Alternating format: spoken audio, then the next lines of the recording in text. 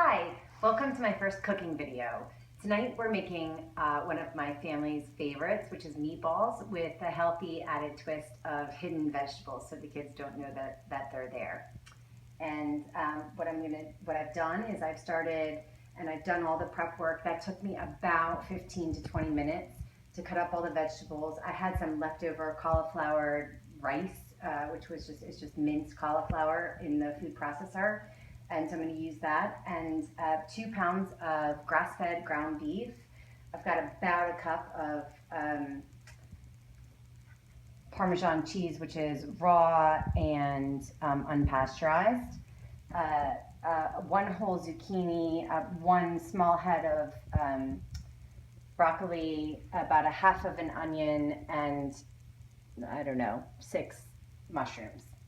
And so now what I'm going to do is I'm going to put all of the vegetables in the food processor and blend them down to a puree so that you can't even tell that they're there.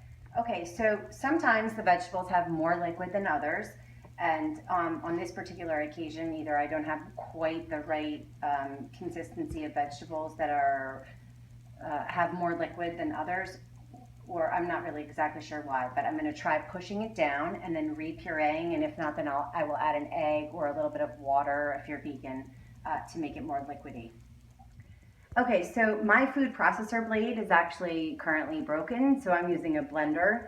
So that took about 4 or 5 times of me scraping down the sides of the blender and then redoing it, and about 4 minutes total of blending.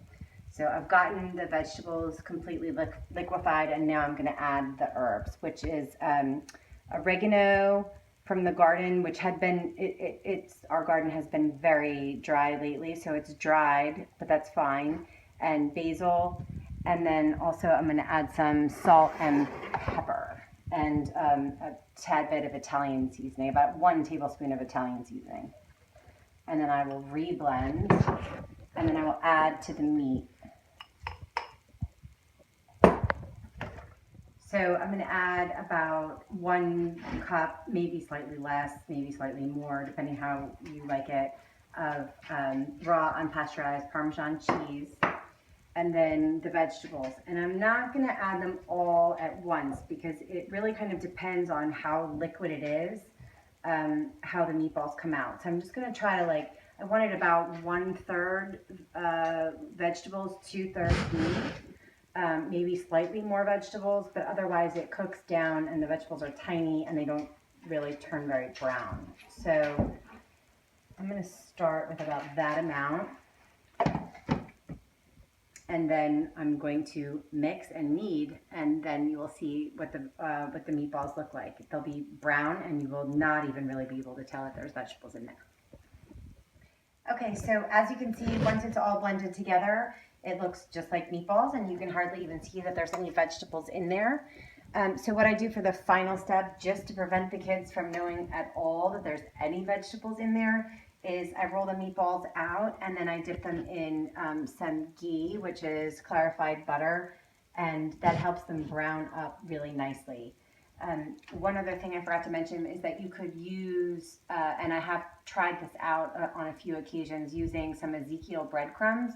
I've just found with this particular recipe, if I get the liquid right from the vegetables, I just don't need any breadcrumbs, and the meatballs hold together very nicely, and then you have a gluten-free meatball. So here we go.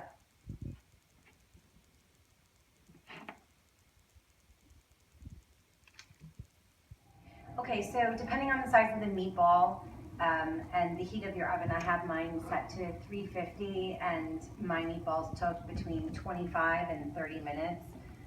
And depending on the size of your meatball, it could take anywhere from 20 to 40 minutes. And really, you should go based on smell. When it smells good, when it smells really good, try one and see if it's done. So my first batch here wasn't quite brown enough for me. You can still see a little bit of vegetables in them. So, and I'm not really exactly sure why, because on other times that I've done this recipe, they've come out brown perfectly. So I went ahead and took the meatballs and put them into a skillet and browned them even more. So now you definitely can't see that there's any vegetables in them. and hopefully our kids will love them as they always do. So, what I'm going to prepare the meatballs with is some edamame noodles, which are way lower in carbs and higher in protein, and a wonderful, delicious homemade salad full of beautiful greens, nuts, seeds, berries, olives, and then for me, I decided to not do a homemade tomato sauce tonight because I was doing too many other things, and so this is just a jar of organic vodka sauce from Whole Foods and some additional Parmesan cheese to put on top, and everybody will be happy.